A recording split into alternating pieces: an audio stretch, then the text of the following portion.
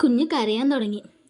കുഞ്ഞിന്റെ കരച്ചിലോ അവളുടെ അവസ്ഥയോ അവന് കാര്യമല്ലായിരുന്നു. എന്തിന്, അവളുടെ സ്വന്തം അച്ഛനും അമ്മയ്ക്കും പോലും അവൾ എന്തോ വലിയ തെറ്റ് ചെയ്തിട്ട് വന്ന പോലെയായിരുന്നു അവരുടെ എല്ലാം പെരുമാറ്റം. മകൾ കടന്നു പോകുന്ന സാഹചര്യം എന്താണെന്ന് അവർക്കറിയേണ്ട ആവശ്യമില്ലായിരുന്നു. അവൾ നിറഞ്ഞ മിഴികളോടെ അവളുടെ അച്ഛനെയും അമ്മയും നോക്കി.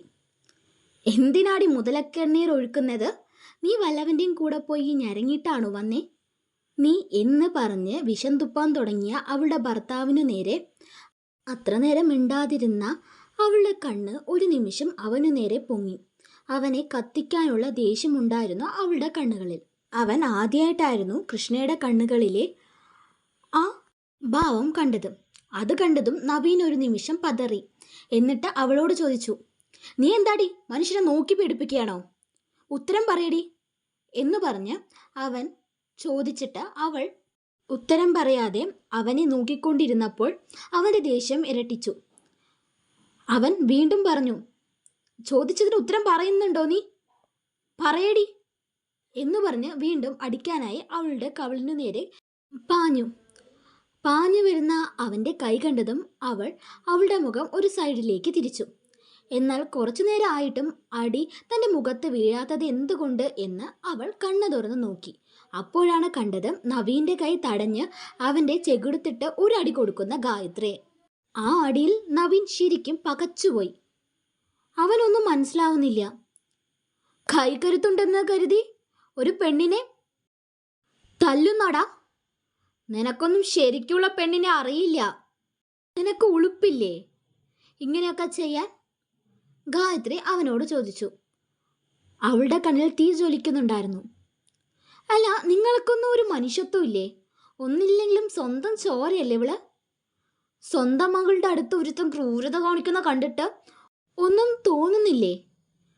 നിങ്ങളുടെ മുമ്പിൽ വെച്ച് നിങ്ങളുടെ മകളോട് ഇവൻ ഇത്ര ക്രൂരത കാണിച്ചിട്ട് നിങ്ങൾ എപ്പോഴെങ്കിലും ആലോചിച്ച് നോക്കിയിട്ടുണ്ടോ നിങ്ങൾ ഇല്ലാതിരിക്കുമ്പോൾ ഇവളോട് എങ്ങനെ പെരുമാറുമെന്ന്? നിങ്ങൾക്ക് ബോധമില്ലേ ഇവനെയൊക്കെ സപ്പോർട്ട് ചെയ്യാൻ? ഗായത്രി കൃഷ്ണയോട് അച്ഛനോടും അമ്മയോടും ചോദിച്ചു. അവർ മിഴിച്ച് പരസ്പരം നോക്കി നിൽക്കുമായിരുന്നു. അടിയും അവളുടെ ചോദ്യവും എല്ലാം കേട്ടിട്ട് കൃഷ്ണയുടെ കണ്ണിൽ നിന്ന് ഇപ്പോഴും കണ്ണുനീർ വരുന്നുണ്ടായിരുന്നു. എന്നാൽ അതിൻ്റെ പുറകിൽ ഒരു വല്ലാത്ത ആത്മവിശ്വാസവും ഉണ്ടായിരുന്നു എന്ന് തന്നെ പറയാം. പിന്നെ ഗായത്രി ഇനി തന്നെ ആരും ഒന്നും ചെയ്യില്ല, എന്തിനും കൂട്ടായി ഞാനുണ്ട് എന്ന് പറഞ്ഞതൊക്കെ സത്യമാകുകയാണെന്ന് അവൾക്ക് തോന്നി. അതിൻ്റെ സന്തോഷവും അവളുടെ കണ്ണുനീരിൽ ഉണ്ടായിരുന്നു. അവളുടെ ഉള്ളിലും ധൈര്യത്തിൻ്റെ നാമ്പുകൾ മുളപൊട്ടുന്നുണ്ടായിരുന്നു.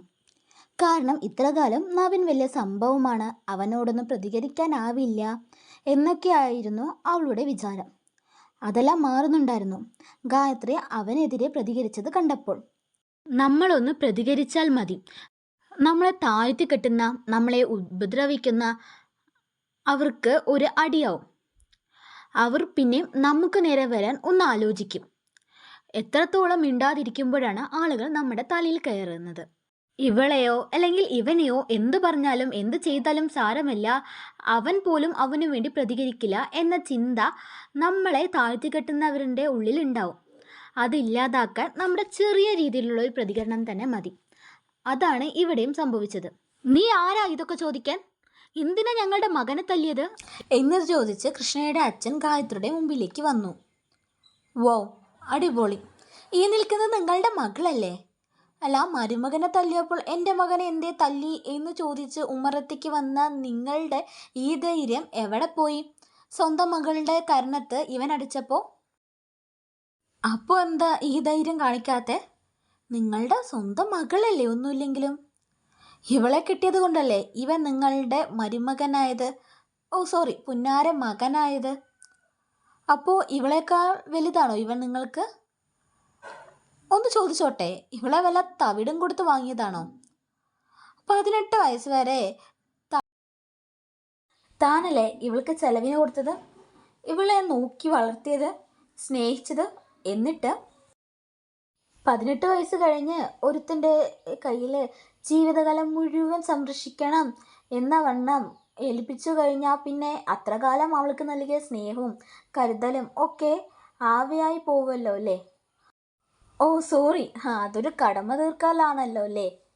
ജനിപ്പിച്ചത് കൊണ്ടുള്ളത്? ഗായത്രി കൃഷ്ണയുടെ അച്ഛനോട് ചോദിച്ചു.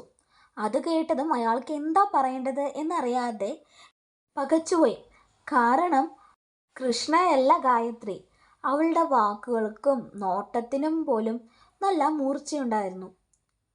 അടിയുടെ പകപ്പ് മാറിയതും നവീൻ ഗായത്രിക്ക് നേരെ ചീറിപ്പാഞ്ഞു. ഇവിടെ വന്ന് നിന്റെ ഇത്തരം പ്രസംഗം നടത്താൻ നീ ആരടി പുല്ലേ എന്ന് ചോദിച്ച് അവൾക്ക് നേരെ അവൻ്റെ കൈ പാഞ്ഞതും അപ്പോൾ അവൻ്റെ നെഞ്ചിൽ ഒരാളുടെ കാൽ പതിഞ്ഞതും ഒരുമിച്ചായിരുന്നു. വേറെ ആരുടെ? നമ്മുടെ രുദ്രൻ്റെ തന്നെയായിരുന്നു അത്. അവൻ രുദ്രൻ്റെ ചവിട്ട് കിട്ടിയ ആഘാതത്തിൽ തെറിച്ചുപോയി വീണു. ഡാ നവീൻ മോനെ, നീ കൃഷ്ണയുടെ ദേഹത്ത് കൈവെക്കുന്ന പോലെ ഇങ്ങോട്ട് കൈവെക്കാൻ നോക്കിയാലേ വിവരറിയും നീ. രുദ്രൻ അവൻ്റെ അടുത്ത് നിൽക്കുന്ന ഗായത്രിയെ നോക്കിക്കൊണ്ട് പറഞ്ഞു. രുദ്രൻ്റെ ഭാഗത്തു നിന്ന് ഇങ്ങനൊരു പ്രതികരണം ഗായത്രി ഒട്ടും പ്രതീക്ഷിച്ചിരുന്നില്ല. കാരണം ഗായത്രിയുടെ മുമ്പിൽ നിൽക്കുന്ന ആളല്ലായിരുന്നു അവിടെ കണ്ട രുദ്രൻ. രുദ്രൻ്റെ രൗദ്രഭാവം എന്താണെന്ന് ഗായത്രി തിരിച്ചറിഞ്ഞു. ഇത് കണ്ടു നിന്ന കൃഷ്ണയ്ക്ക് സത്യം പറഞ്ഞ സന്തോഷം. കാരണം അവൾ അത്രമാത്രം അവനിൽ നിന്ന് അനുഭവിച്ചിരുന്നു. അവൻ എഴുന്നേറ്റ് വന്ന് രുദ്രൻ്റെ നേരെ കൈ ഉയർത്താൻ നോക്കിയതും ആ കൈ തിരിച്ച് പിടിച്ചു രുദ്രൻ. നവീൻ വേദന കൊണ്ട് പുളയാൻ തുടങ്ങി. കൃഷ്ണയുടെ അച്ഛനും അമ്മയും നവീന് വേണ്ടി രുദ്രൻ്റെ നേരെ ശബ്ദമുയർത്തി. അവരെ അടക്കി നിർത്താൻ രുദ്രൻ്റെ ഒരു നോട്ടം മാത്രം മതിയായിരുന്നു. അവരുടെ ശബ്ദമൊക്കെ താഴ്ന്നുപോയി. എടാ, നീ എന്താടാ വിചാരിച്ചേ? പെണ്ണെന്ന് വിചാരിച്ച നിനക്കൊക്കെ തമാശയാണോ? ഒരു പെൺകുട്ടിയെ കല്യാണം കഴിച്ച് തന്നു വെച്ച് അത് നിന്റെ വേലക്കാരിയാണോ? നിന്റെ ആവശ്യങ്ങൾ മാത്രം ചെയ്തു തരാൻ? അല്ല, അവളുടെ ഇഷ്ടങ്ങൾക്കൊന്നും ഒരു വിലയുമില്ലല്ലേ? നീ പ്രതീക്ഷിച്ച പോലെ അവളെ നിന്നില്ലെങ്കിൽ നീ അവളെ തല്ലുവോ, ഉപദ്രവിക്കോ, സിഗരറ്റ് എടുത്ത് ദേഹമൊക്കെ പൊള്ളിക്കോ? നിനക്ക് സ്റ്റിച്ചിങ് പാട് കാണുമ്പോൾ അറപ്പാവല്ലേ? രുദ്രൻ നവീനോട് ചോദിച്ചു. അവൻ ചോദിക്കുന്നതോടൊപ്പം നവീൻ്റെ കൈ തിരിക്കുന്നുണ്ടായിരുന്നു. അവൻ വേദന കണ്ട് ഒരു നിമിഷം അലറിക്കരഞ്ഞു. അത് കണ്ട് കൃഷ്ണയുടെ അമ്മ അവളുടെ കയ്യിൽ പിടിച്ചു പറഞ്ഞു. എടി, നീ എന്താ നോക്കി നിൽക്കുന്നേ? നിന്റെ ഭർത്താവിനെ ആ ഒരുത്തൻ തല്ലിച്ചതിക്കുന്നേ. നിനക്കൊന്ന് പ്രതികരിക്കാനാവില്ലേ? അവളുടെ അമ്മ പറഞ്ഞത് കേട്ടതും അവൾക്ക് ഒരു ചിരിയാണ് ആദ്യം വന്നത്. എന്നിട്ട് അവൾ രുദ്രനോട് പറഞ്ഞു, ഏട്ടാ, നവീനേട്ടനെ ഒന്ന് വിട്ടേ എന്ന്. അത് കേട്ടപ്പോൾ ഗായത്രിക്ക് ശരിക്കും ഷോക്കായി. ഇവളെന്തിനാ ഇങ്ങനെ പറയുന്നേ എന്നോർത്തിട്ട്. രുദ്രൻ ദേഷ്യത്തോടെ അവൻ്റെ കൈ വിട്ടു. അപ്പോൾ അവൻ്റെ ചുണ്ടിൽ ഒരു ചിരി വിടർന്നു. ഒരു തരം പുച്ഛമായിരുന്നു ഗായത്രിയോടും രുദ്രനോടും. കൃഷ്ണ നീങ്ങി അവൻ്റെ അടുത്തേക്ക് ചെന്നു. അവൻ്റെ കണ്ണോട് കണ്ണു നോക്കി. എന്നിട്ട് ഒരു കൈ കൊണ്ട് അവളുടെ കുഞ്ഞിനെ ചേർത്ത് പിടിച്ച് മറ്റൊരു കൈ കൊണ്ട് അവൻ്റെ കരണം പുകച്ചു. ആ അടി ഒട്ടും അവൻ പ്രതീക്ഷിച്ചിരുന്നില്ല. ഇതുവരെ തന്നെയോട് ഒന്ന് എതിർത്ത് സംസാരിക്കാത്ത കൃഷ്ണയാണ് ഇത് ചെയ്തതെന്ന് അവന് വിശ്വസിക്കാനായില്ല. എടി, നീ എന്താ ചെയ്തേ? കൃഷ്ണയുടെ അമ്മ അവൾക്ക് നേരെ വന്നു. ദേ, മിണ്ടരുത് നിങ്ങള്. അമ്മയാണെന്നും ഞാൻ നോക്കില്ല. അവളുടെ ശബ്ദം അവർക്കെതിരെ ഉയർന്നു. അവർ ഒരു നിമിഷം നിന്നുപോയി. എന്നിട്ട് നവീനോടായി കൃഷ്ണ പറഞ്ഞു, എൻ്റെ ഭർത്താവേ, നിനക്ക് തല്ലാനുള്ള ഒരു വസ്തുവല്ല ഞാൻ. നിന്നെപ്പോലുള്ള ചില ആണുങ്ങൾക്കൊരു വിചാരമുണ്ട്, ഭാര്യ ഭർത്താവിൻ്റെ കീഴിലാണ്, അവളൊരു അടിമയാണെന്ന്. അവളുടെ വേദനകളും വിഷമങ്ങളും എല്ലാം വെറും തമാശയാണെന്ന്. സ്ത്രീക്ക് പ്രതികരിക്കാനുള്ള ശേഷിയില്ലെന്ന്. അതെങ്ങനെയാ? സ്വന്തം അച്ഛനും അമ്മയ്ക്ക് പോലും അവള് പ്രശ്നക്കാരും അഹങ്കാരിയും ആയി വെച്ചാ നിന്നെ പറഞ്ഞിട്ടും കാര്യമില്ലല്ലോ. എടോ, മുമ്പേ എനിക്ക് പ്രതികരിക്കാനുള്ള ശേഷിയില്ലായിരുന്നു. പക്ഷേ ഇന്ന് എനിക്ക് അതിനുള്ള ശേഷിയുണ്ട്.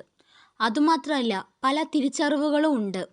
നീ എന്നെ കല്യാണം കഴിച്ചു, ബന്ധം വേർപെടുത്തി എന്ന് വിചാരിച്ചിട്ട് എൻ്റെ ജീവിതം ഇവിടെ തീരുന്നില്ല എന്നെനിക്ക് മനസ്സിലായി. നീ ഇല്ലെങ്കിലും എനിക്ക് സുഖമായും സന്തോഷത്തോടെയും കൂടി ജീവിക്കാനാവും. അതിന് നിൻ്റെ ആവശ്യമില്ല. ഇതെല്ലാം എനിക്ക് മനസ്സിലാക്കി തന്നവരാണ് ഈ ചേച്ചിയും ചേട്ടനും. നമ്മൾ സ്വന്തമായി കരുതുന്നവർക്ക് ചിലപ്പോൾ നമ്മളുടെ വേദന മനസ്സിലാവില്ല. അവർക്ക് ഈ ആത്മാഭിമാനം ആണല്ലോ വലുത്.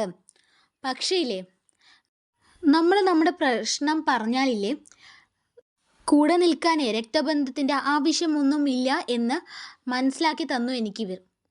ജസ്റ്റ് പ്രശ്നങ്ങളൊന്ന് തുറന്നു പറഞ്ഞാൽ മാത്രം മതി. കൂടെ നിൽക്കാനും സ്വന്തം കൂടപ്പിറപ്പായി തന്നെ കാണാനും ഒരുപാട് ആളുകളുണ്ട്. ഭർത്താവിനെ തല്ലുന്നത് നോക്കി നിൽക്കുന്നോ എന്ന് ചോദിച്ച് നിങ്ങൾ എൻ്റെ നേർക്ക് വന്നില്ലേ? ഒരിക്കലെങ്കിലും ശ്രീധരത്തെ ചൊല്ലി ഇവൻ എന്നെ കൊല്ല ചെയ്തപ്പോൾ ചോദിച്ചായിരുന്നോ? ഞാൻ എൻ്റെ അച്ഛൻ്റെയും അമ്മൻ്റെ അടുത്തും പറഞ്ഞതല്ലേ.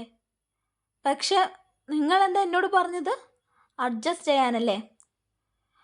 ഇന്നലെ വൈകിട്ട് ഞാൻ മരിക്കാൻ വരെ പോയി. അവിടെ നിന്ന് എനിക്കൊരു പുതുജീവിതം കിട്ടിയത്. അത് ആരുടെ മുമ്പിലും അടിയറവ് വയ്ക്കാൻ ഞാൻ തയ്യാറല്ല. പിന്നെ എനിക്ക് ജീവിക്കാൻ ഒരു ഭർത്താവിൻ്റെ ആവശ്യവും ഇല്ല. കാരണം എന്തെന്നറിയോ? സ്ത്രീധനം മാത്രം വലുതായി കാണുന്ന ഇവനെ പോലുള്ള ചിലർക്ക് ശരിക്കും ഭാര്യയല്ല, പൊന്മുട്ടയിടുന്ന ഒരു താറാവിനെയാണ് ആവശ്യം. അങ്ങനെ ഒരു താറാവായി മാറാനേ എനിക്ക് താല്പര്യമില്ല. ഇനി ഇവൻ്റെ ഇഷ്ടങ്ങൾക്കനുസരിച്ച് മാത്രം ജീവിക്കുന്ന ഒരു പാവയായി ഞാൻ ഒരിക്കലും ഉണ്ടാവില്ല, അവൾ വീര്യത്തോടെ പറഞ്ഞു. ഇതെല്ലാം കേട്ട് ഗായത്രിക്കും രുദ്രനും ഒരുപാട് സന്തോഷമായി. നവീൻ ദേഷ്യം കൊണ്ട് വിറയ്ക്കുന്നുണ്ടായിരുന്നു. പക്ഷെ ഒരിക്കലും അവൻ തിരിച്ചു പ്രതികരിച്ചില്ല. കാരണം രുദ്രനെ കണ്ട് അവൻ ശരിക്കും ഭയപ്പെട്ടിരുന്നു. എടി, നീ എന്തൊക്കെയാ പറയുന്നേ? നിനക്ക് ഇനിയും ഇവൻ്റെ കൂടെ ജീവിക്കേണ്ടതാ. ഞങ്ങൾക്ക് ഇനിയും 2 മക്കളുണ്ട്. അവരുടെ കാര്യം കൂടി ഞങ്ങൾക്ക് നോക്കണം. ഇവനൊന്ന് നിന്നെ ചെറുതായിട്ട് തല്ലിയിട്ടുണ്ടെന്ന് വെച്ച് അവൻ നിന്റെ ഭർത്താവല്ലേ? അതിനുള്ള അധികാരമില്ലേ? ഭർത്താവിന് ഭാര്യയെ തല്ലാനുള്ള അധികാരം ഒന്നുമില്ല അമ്മ.